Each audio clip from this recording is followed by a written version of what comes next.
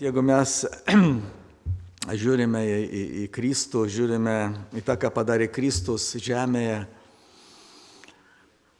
į tai, kad jis įkūrė bažnyčią, reiškia savo bažnyčią. Žinot, kaip jis vadina ar apibrėžia bažnyčią. Apaštalas Petras pirmam laiške, 2 skyriuje ir 9 eilutė, jis kalba apie tai, kas yra bažnyčia, kas yra Dievo vaikai, Dievo vaikas. Ir jis čia sako, o jūs esate išrinktoji giminė, karališkoji kunigystė, šventoji tauta, ypatingi žmonės, kad skelbtumėte dorybės to, kuris pašaukė jūs iš tamsybių į savo nuostabią šviesą. Sako, išrinktoji giminė. Žinot, jeigu mes buvome giminė kažkieno tėvų, protėvių, o dabar sako, išrinktoji, reiškia, dieviška giminė, Dievas išrinko mus ir ne šiaip savo išrinko. Ir sako, karališkoji kunigystė. Reiškia, mes esame arčiau prie karaliaus, prie Jėzaus, kuris yra karalių karalius, viešpačių viešpats. Jis sako, kunigystė. Žinot, kunigai įvedė žmonės prie Dievo, kalbėjo apie Dievą, mokė apie Dievą. Ir todėl tu ir aš šiandien mes esame tie žmonės, kurie mes turime mokyti, parodyti, kalbėti apie Dievą žmonėms. Jis sako, šventoji tauta. Žinot, mūsų gyvenimas keičiasi, kada mes ateiname pas Dievą. Iš tikrųjų, mes tampame kitokie žmonės. Ir žmonės bendraudami su mumis sako, klausyk, kas su tavim atsitiko? Tu dabar nesikeiki? Tu dabar su mumis nebalevoji pastoviai? Sako, kas atsitiko? Mes suvokiame, kad šitie visi dalykai, tai yra tokia apgaulė laikina. Ir mes suvokiame Dievo šventumą. Sako, ypatingi žmonės. Iš tikrųjų, žmonės žiūri, sako, kažkoks ypatingas. Kas jame yra? O paprasčiausiai mumise yra Dievas, žinot, kuris atėjo. Atėjo į vidų, atėjo į širdį, atėjo į gyvenimą. Ir dabar, žinot, mūsų pareiga šitame gyvenime. Sako, tie žmonės, kad skelbtumėte dorybės to, kuris pašaukė jūs iš tamsybių į savo nuostabią šviesą. Tai, brangus broliai ir sesė, šiandieną Dievas nori, kad tu skelbtum, nes tu pašauktas tam, kad kalbėti apie Dievą, apie Jo dorybę, kad Dievas tikrai myli žmonės. Dievas atidavė savo gyvenimą dėl žmonių. Ir mes esame tie, kurie iš tikrųjų tą galime daryti, nes mes pažįstame Dievą, mes suvokiame Dievo malonę, kurią Dievas mums suteikė. Ir šiandien aš norėčiau kalbėti ypač apie tai, kad mes kaip Dievo tauta, žinot, mes turime skelbti Evangeliją. Mes turime dalintis su žmonėmis tą gerąją žinią, kurią mes pažinome. Ir Jėzus Kristus, kada jis baigė savo tarnystę žemėje, kada jis mirė, prisikėlė, kada jis pasirodydavo savo mokiniams ir turėdamas pakilti į dangų, jis Morkaus Evangelijoje 16 skyriuje į 15-16 eilutę jis kalbėjo. Morkaus Evangelija 16 skyrius ir 15-16 eilutės. Sako, jis tarė jiems, eikite į visą pasaulį ir skelbkite Evangeliją visai kūrinijai. Kas įtikės ir krikštysis, bus išgelbėtas, o kas netikės, bus pasmerktas. Reiškia, Jėzus, tą, ką jis darė žemėje, būdamas, įvaikščiodamas, jis perduoda savo mokiniams Ir sako, dabar jūs eikite, skelbkite Evangeliją. Ir žinot, dabar, jeigu mes kalbėsime Evangeliją, tai yra paprastas žodis, bet žmonės nelabai nori klausytis to žodžio. Ir mes kalbame žmonėms ir žmonės vieni iš viso sako, ką tu čia pradedi, kiti nusisuka ir taip toliau, taip toliau. Bet žinot, apaštalas Paulius Romiečiam 1 skyrius 16 eilutė, jis sako, nes Evangelija yra Dievo jėga kiekvienam tikinčiam, pirmiausia žydui, paskui greikui. Reiškia, Evangelija yra Dievo jėga. Ir Izaja pranašas jis kalbėjo apie tai, sako, pasižiūrėkite, sako, iš dangaus krenta lietus, sniegas į žemę, kad padrėkinti žemę, kad jie galėtų duoti vaisių daugiau. Ir sako, taip pat mano žodis, kada jis išeina iš mano burnos, sako, jis neišlieka tuščias. Reiškia, tas žodis kažką daro. Žinot, mes kartais kalbame, galvojam, žmonės negirdi, neklauso. Bet žinot, Dievas tą žodį užanspaudoja žmogaus širdį. Jis šiandien atmeta, jis nenori, jis neklauso. Bet kiek gyvenime teko susitikti su žmonėmis, kurie kalbėjo, sako, prisimenat, prieš 10 metų jūs man kalbėjot. Aš jam neprisimenu, ką aš kalbėjau. Kitas atėjo į bažnyčią, sako, prisimenat, prieš 15 metų jūs ateidavote į kalėjimą ir mes skaitėme su jumis Dievo žodį. Ir atrodo, tada žmogus priešinosi, nenorėjo klausytis, bet praėjo 15 metų ir Dievas galingai pradėjo kalbėti ir atvedė prie savęs žmogų. Todėl, mėlėjai, mes turime pasitikėti Dievo žodžiu. Evangelija yra Dievo galia, yra Dievo jėga, kuri iš tikrųjų keičia žmonių širdis. Žmonės turi daug problemų šitoje žemėje. Ir jūs prisimenate vieną istoriją, kada Jėzus susitiko su Samarietė. Ir šita moteris atėjo prie šulinio per pietų laiką, kada žmonės visi ilsėjusi, nes buvo labai karšta. Ji nenorėjo bendrauti su žmonėmis, nes ji buvo paleistuvė. Ir tenai jis susitinka su Jėzumi. Ir Jėzus sako, jeigu tu žinotum Dievo dovaną ir tas, kas kalba su tavimi, tu prašytum, ir aš tau duočiau gyvosios vandens. Ir Jėzus pradėjo savo pokalbį su tą moterimi ir taip toliau. Ir paskui Jėzus sako, eik pakvies savo vyrą. Jis sako, aš neturiu vyro. Jėzus sako, tu turėjai 5 vyrus. Ir tas, kuris su tavimi dabar gyvena, nėra tavo vyras, yra sugyventinis. Tu nesi laiminga. Tu ieškai laimės, bet neradai. Ir tada prasidėjo pokalbis apie tai, jis sako, mūsų tėvai garbino Dievą šitame kalne, jūs sakote Jeruzalėje.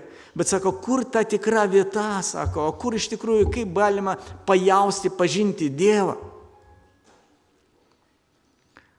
Ir Jėzus sako, Dievas yra dvasia. Ir tikrai garbintojai turi garbinti Dievą dvasia ir tiesa. Ir tada, žinot, ta moteris sako, aš žinau, kad ateis Mesijas. Jis mums viską papasakos. Kaip artėti prie Dievo, kaip pažinti Dievą. Ir ką Jėzus sako? Sako, čia aš esu, tas Mesijas. Ir todėl aš tau kalbu, kaip priartėti prie Dievo, aš dalinuosi su tavimi. Žinot, ta moteris pajuto Dievą.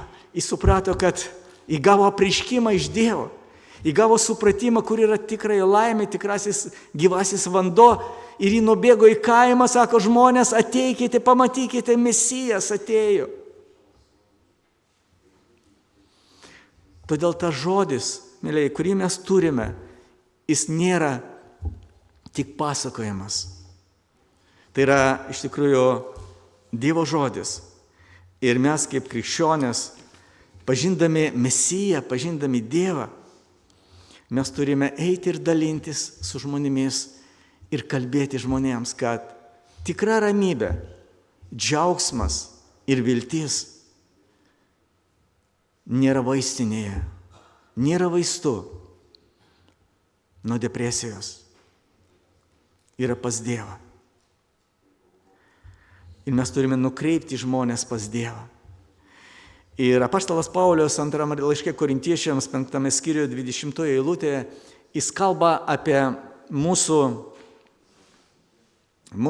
padėtį arba mūsų atstovavimą šitame pasaulyje viešpatį. Ir jis kalba taip, sako, taigi mes esame Kristaus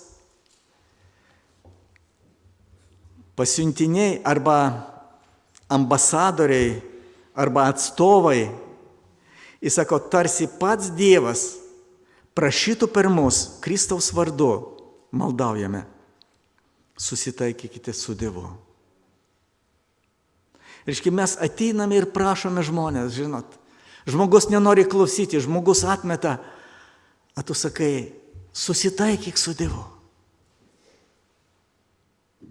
Ateik pas Dievą. Ir viskas pasikeis. Todėl Dievas mus nusiuntė į šitą pasaulį, kiekvienas iš mūsų, kur mes nebebūtume. Pradedant bažnyčioje, šeimoje, darbe, visuomenėje. Žinot, mes dalinamės Evangeliją. Mes kalbame apie Dievą, kartais žodžiu, daugiausia gal gyvenimu, kol žmonės nesupranta ir nesuvokia. Žmonės paprasčiausiai ateina, jį užduoda klausimą. Aš prisimenu, kada aš atvažiavau į Lietuvą, pradėjau dirbti, pas mane ateidavo, sako, duok 3 rublius, noriu bonką nupirkti. Arba cigarečių. Aš sakau, tokiems dalykams neduodu. Kodėl? Žmonės pykdavo. O paskui, kada jie suprato, kad tai yra mano gyvenimo būdas, aš sakau, žinai, aš taip gyvenu, aš žinau, kad alkoholis, iš tikrųjų, jis gali atvesti tave prie to, kad tu gali ateiti, sumušti savo žmoną. Jis sakau, aš jausiu kaltas.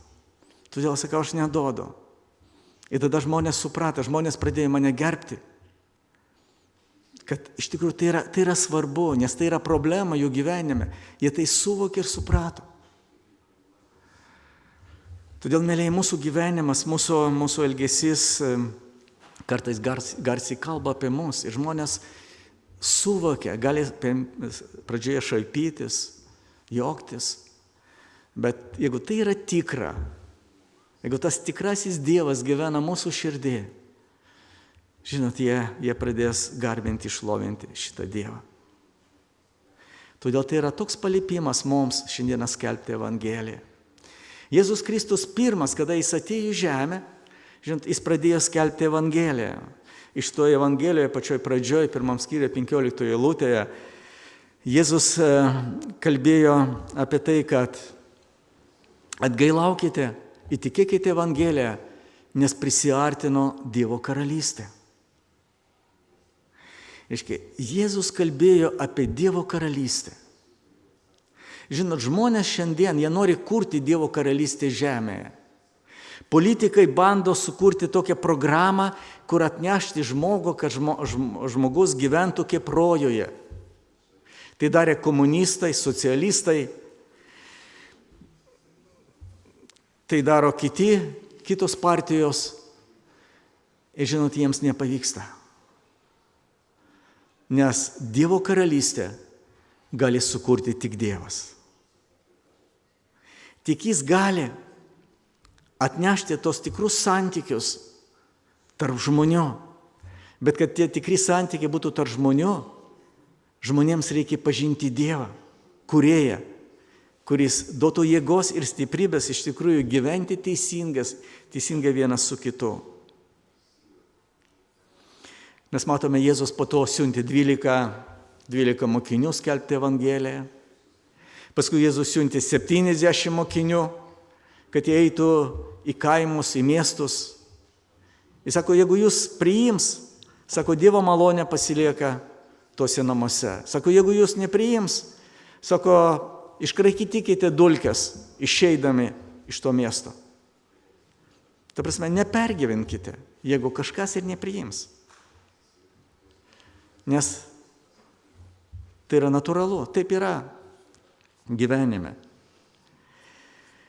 Ir mokiniai atėjo ir jie džiaugiasi.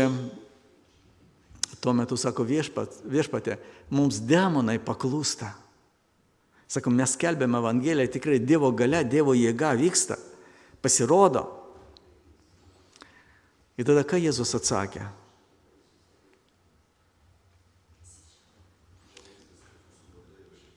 Jo, sako, nesidžiaukite, kad jums demonai paklūsta, bet sako, džiaukite, kad jūsų vardai yra įrašyti danguje. Nes šiandien iš tikrųjų tai yra didelė Dievo galybė. Ar rytoj už Evangeliją paima ir nužudo, paima sudegina. Už tai, kad paprasčiausiai tu tiki į Dievą. Tu skelbi Evangeliją. Ir todėl sako, tikrasis džiaugsmas yra viduje tavo širdį. Todėl džiaukis, kad Dievas tave pažįsta, kad Jis tavo vardą įrašė į savo gyvenimo knygą. Tai yra ta laimė ir palaiminimas tau. Todėl, mėlyje, mes neturime nusiminti, jeigu mūsų kartais kažkas neklauso. Ir žinot, pati Evangelija, ji neturi būti tokia labai plati arba skelbti ne tą, ką reikia. Aš pastebėjau, kiek kart man teko kalbėti su žmogumi apie Dievą, žinot, aš jam bandžiau įrodyti, kad Dievas yra ir taip toliau. Praeidavo valandą, žinot, žmogus vis tiek, sako, Dievo nėra. Ir aš tada galvoju, visą valandą, bet aš jam nieko nepasakiau apie Kristų, apie išgelbėjimą. Mes tik ginčiamės apie Dievą, kad Jis yra. Ir žinot, ir Evangelija iš tikrųjų yra kiti dalykai. Nėra įrodinėti, kad Dievas yra. Dievas pats apie save įrodo, savo laiku įrodė žmogui, jeigu jis galvoja, kad Dievo nėra. Ir Evangelija, apaštalas Paulius apie Evangeliją jis parašė laiške Kolosiečiams 15 skyriuje. Ir jis ten labai gražiai rašo, kas yra Evangelija, ką mes turim kalbėti, jeigu mes susitinkame su žmonėmis. 1 Korintiečiams 15 skyrius ir nuo 1 eilutės jis sako, broliai, aiškinu jums Evangeliją, kurią jums paskelbiau, kurią jūs ir priėmėte, į kurioje stovite. Ir kurią esate išgelbėti, jeigu jūs laikotės to žodžio, kurį jums paskelbiau, kad jūs įtikėjote, kitaip jūs įtikėjote veltui. Ir toliau sako, pirmiausia, jums perdavė tai, ką pats galvau, kad Kristus numirė už mūsų nuodėmes pagal raštus. Reiškia, pirma, ką mes turim sakyti apie nuodėmę.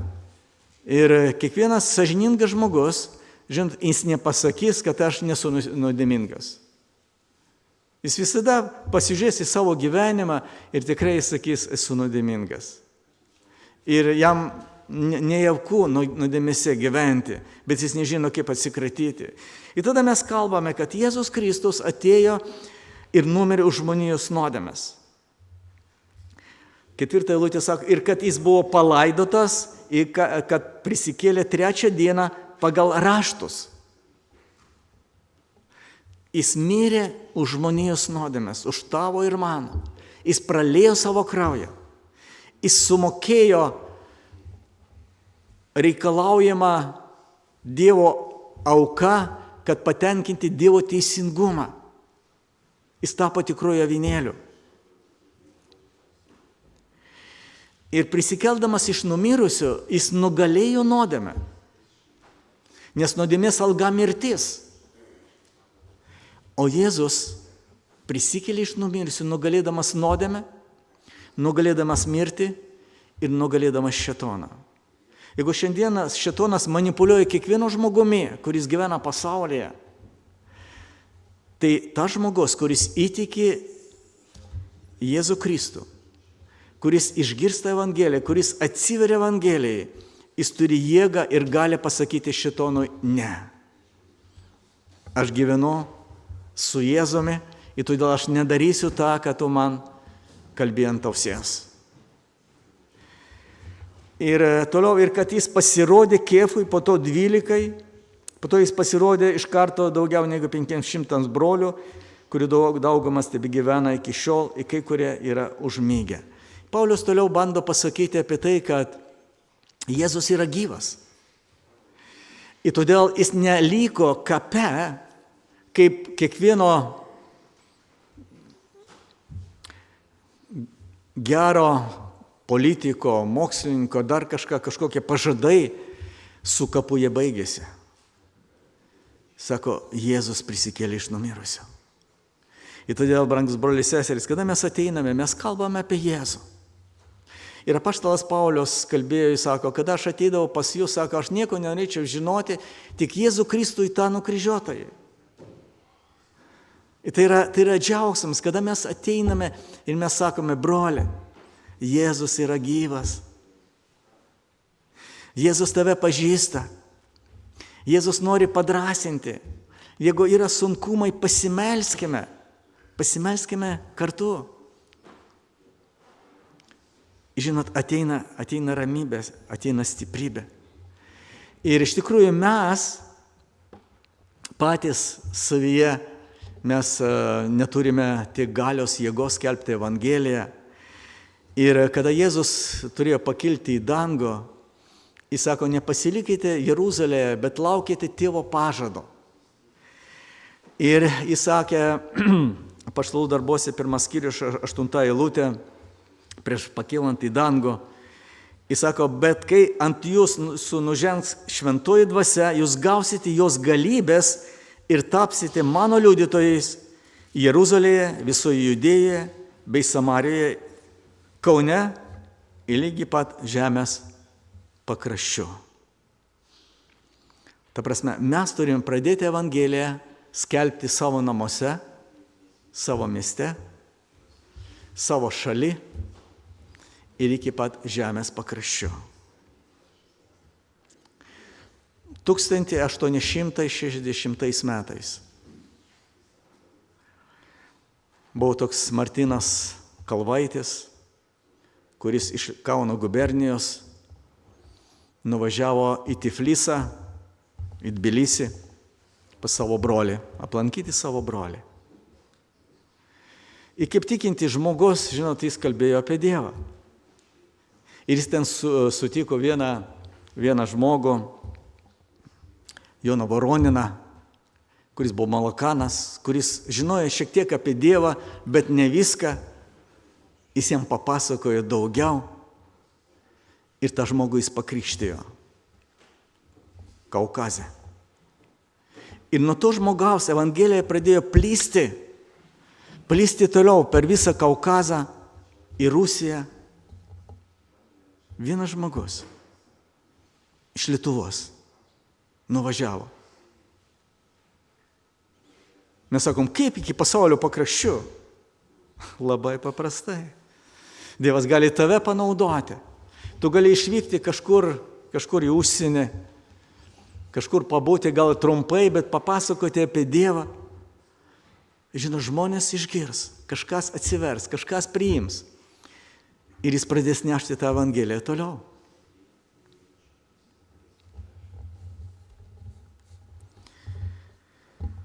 Ir mes kaip tikinti žmonės, ką mes darom skelbiant Evangeliją?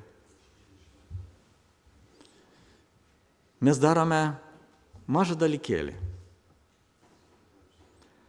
Mes sėjame sėklą. Mes esame sėjėjai. Žinot, Dievo žodis yra sėkla. Sėkla, kuri krinta į žmogaus širdį ir daro kažkokią darbą. Ir kaip aš sakau, mes kartais skelbdami Evangeliją matome, kad jokios naudos iš to nėra. Žinot, tam, kad sėkla išdygtų, reikalinga žemė. Žemė turi tokią savybę kažkaip ištirpinti tą sėklą ir pradeda augalas augti. Bet priklauso nuo to, kur sėkla krenta. Anksčiau, žinot, žmonės paprastai sėdavo grūdus. Paima į saują ir eina ir sėja ten. Ir Jėzus tokį palyginimą pasakė. Sako, kad išėjo sėjas sėti ir sėja sėklą. Jis sako, viena sėkla krito palei kelią. Paukščiai atskrido, sulėse, suvalgė. Sako, nieko nebeliko. Jis sako, tai yra žmogus, kuris klauso Dievo žodį, nesupranta. Piktasis išplėšė, kas buvo pasėta jo širdyje. Nieko nebelieka. Antra sėkla nukrito ant uolų, ant akmens. Ir atrodo, pradėjo augti kažkur, žemė biškį pagavo, bet saulė pasirodė, kaitina ir išdžiūvo, sudžiūvo, nieko nebeliko. Ir Jėzus sako, tai yra žmonės, kurie su džiaugsmu priima, bet nėra šaknies, nepastovus žmogus. Ir jis greitai atkrenta. Žmogus išgirdo apie Dievą, toks Dievas galingas, jis džiaugiasi, jausmuose skrenda, bet kiek tu ant jausmų gali skristi, jeigu nėra pagrindo. Žmogus nusileidžia ir sėkla neužauga. Trečia sėkla, Jėzus sako, krito tarp erškėčių. Erškėčiai užaugo, nuslopino ir nieko nebeliko.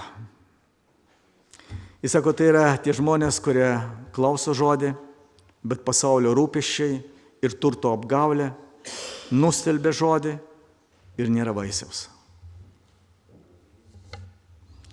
Ir ketvirtas grūdas nukrito į gerą žemę. Jis sako, tai žmonės, kurie girdi žodį, supranta ir duoda derliaus. Ta prasme, mes neturime pergyventi, kada mes sėjame sėklą, kada mes kalbame.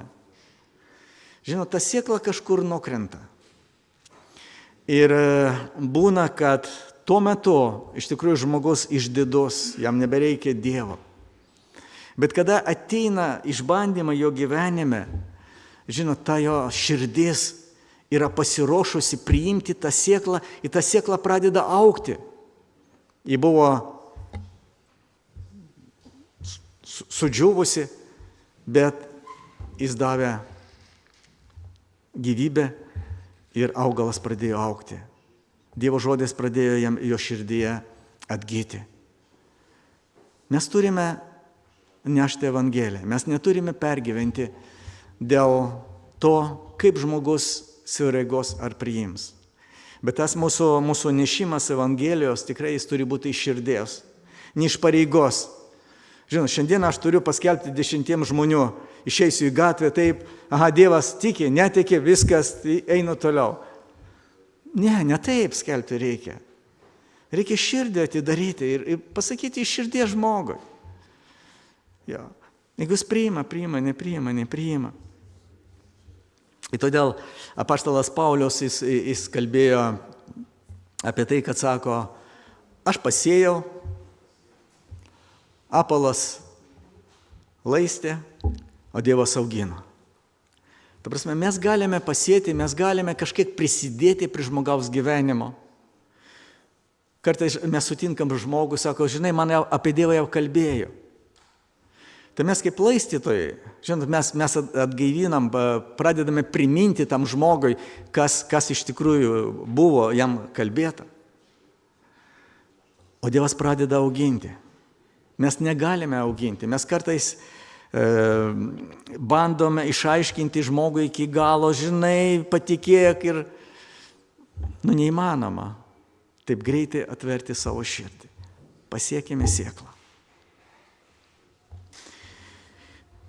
Bet ta sėkla, kurį mes sėjame, žinot, mes patys turime tikėti, kad šita sėkla yra gyva ir kad ji iš tikrųjų keičia žmonių gyvenimus. Ji kažką gali padaryti žmogaus gyvenime. Jeigu nėra to tikėjimo, žinot, tas mūsų liudijimas jis bus toks paviršutiniškas. Prisimenu, prieš kažkiek 10 metų mes atvažiavom, pas mus buvo pamaldos po pietų ir buvo jau žiema, buvo vakaras, tamsu ir žiūrim, kažkoks žmogus su kapišonu čia vaikščioja prie bažnyčios, galvojom, ką jis nori. Mes atėjom, pradėjom mūsų bendravimą, paskui žiūrim, tas žmogus ateina, atsisėda, pasiklauso, paskui mes pasikalbėjom su to žmogumi, jis man sako, jūs galite man padėti išvažiuoti į užsienį.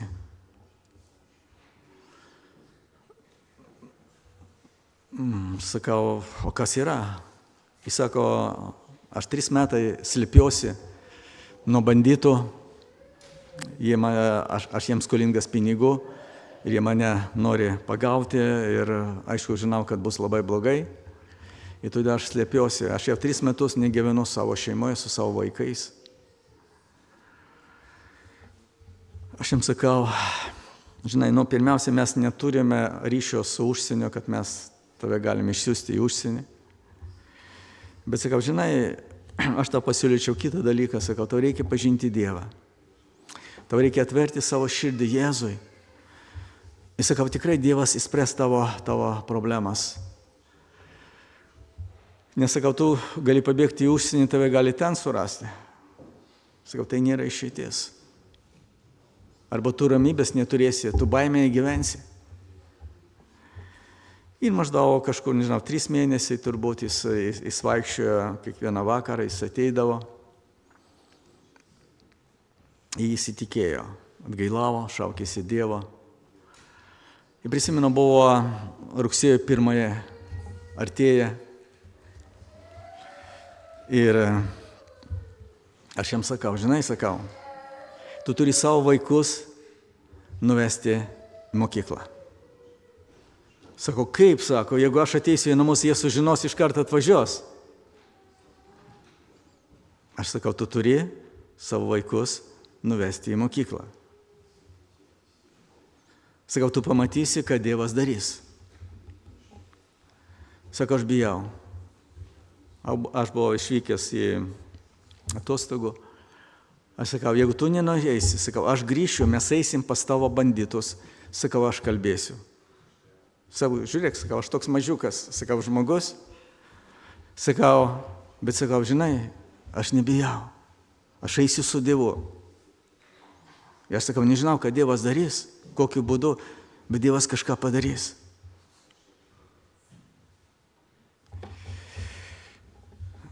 Ir aš grįžau po atostogų.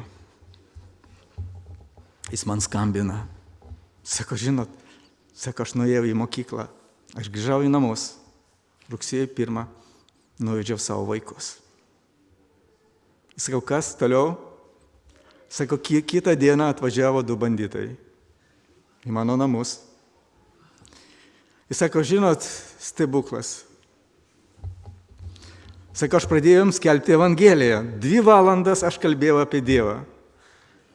Sako, jie taip nuleido galvą ir jie klausėsi mano Evangelijos. Ir paskui jie išvažiavo. Jis sako, gerai, turėsi pinigų, atiduok mums po truputį. Tokia yra Evangelija, mėlyjei. Ir todėl mes turime tikėti Evangeliją, jeigu mes ją skelbiame.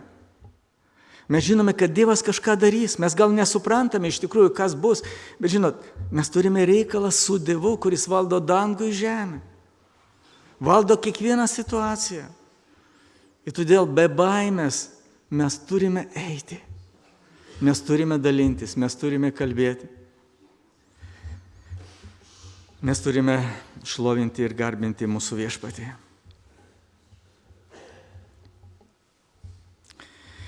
Ir Jėzus kalbėjo savo mokiniams. Jis sako, pjūtis didelė, o darbininkų maža. Sako, melskite pjūties šeimininką, kad atsiųstų darbininkų į savo pjūtį. Iš tikrųjų, darbininkų nėra daug. Kodėl? Nes vieni iš mūsų mes bijome. Kiti galvoja, aš nieko nemoku, aš nežinau, ką aš kalbėsiu, ką aš dalinsiuosi. Treti dar kažką. Ir todėl Jėzus sako, melskitės, kad ateitų darbininkai, kad ateitų žmonės, kurie iš tikrųjų važiuotų. Ir aišku, jeigu žmonės važiuos skelbti Evangeliją, žinot, jie turi drąsos, ką aš turėsiu daryti, kaip tikinti žmogus. Ką man reikia daryti? Jis išvažiavo. Pasakysime, į Alytų skelbti Evangeliją. Žmogus ten gyvena, skelbia. Man reikia jį palaikyti, gal finansiškai paremti šitą žmogų, gal kitokiu būdu bandyti jam padėti. Ta prasme, aš galiu dalyvauti skelbiant Evangeliją, nebūtinai kalbėti, nes aš nemoku, aš bijau, man neišeina. Bet mes visi esame dalyviai Evangelijos. Mes esame pašaukti išgarsinti Viešpaties vardą. Mes esame pašaukti, kad pašlovinti mūsų dangiškąjį tėvą. Ir mes matome, kad Jėzus kalba, kad eikite į visą pasaulį ir skelbkite Evangeliją visai kūrinijai.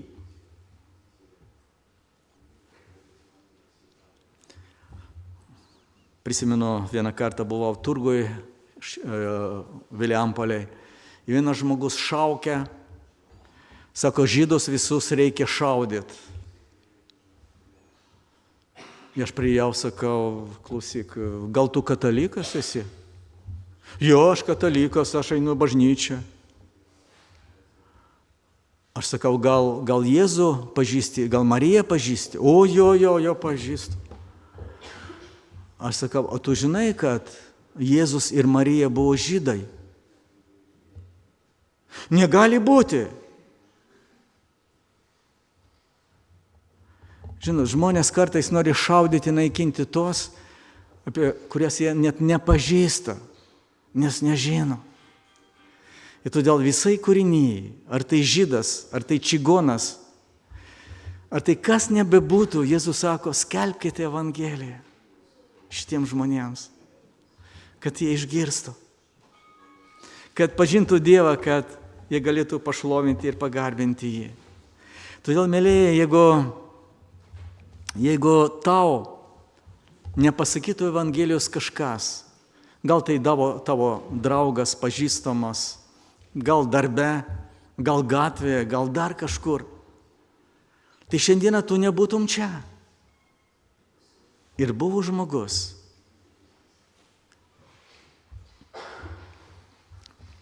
Pas mane klasiokas atnešė man Naują Testamentą. Ir pasakė, paskaityk, Dievas yra. Ir aš patikėjau, kad Dievas yra. Ir paskui Dievas man prakalbėjo į širdį. Todėl, brangus broliai seserys, neškime Evangeliją, dalinkimės, nebijokime. Tai yra Dievo jėga, kurie keičia žmonių gyvenimus, žmonių širdis. Ir jeigu tu dar nepažinai Evangelijos, jeigu tu dar nepažinai Jėzų, kuris mirė ant kryžiaus, kuris prisikėlė iš numirusių, kuris sumokėjo tą kainą už tavo nuodėmes, kuris šiandieną yra gyvas, jis kviečia, sako, ateikite pas mane visi, kurie vargstate, esate apsunkinti, aš jūs atgaivinsiu, nuraminsiu. Ir todėl šiandien tu gali ateiti pas Jėzų, atverti širdį, atgailauti ir leisti jam apsigyventi tavo širdį, tavo gyvenime. Todėl šiandien yra tavo laikas. Jeigu šventoji dvasia tau kalbėjo šiandien, šaukis Dievo. Garsiai prašyk atleidimo. Ir jis ateis į tavo gyvenimą, ateis į tavo širdį ir jis palaimins tave. Nežiūrint, ar tu suaugęs, tu vaikas, tu pagyvenęs žmogus, Dievas gali padaryti stebuklą tavo gyvenime.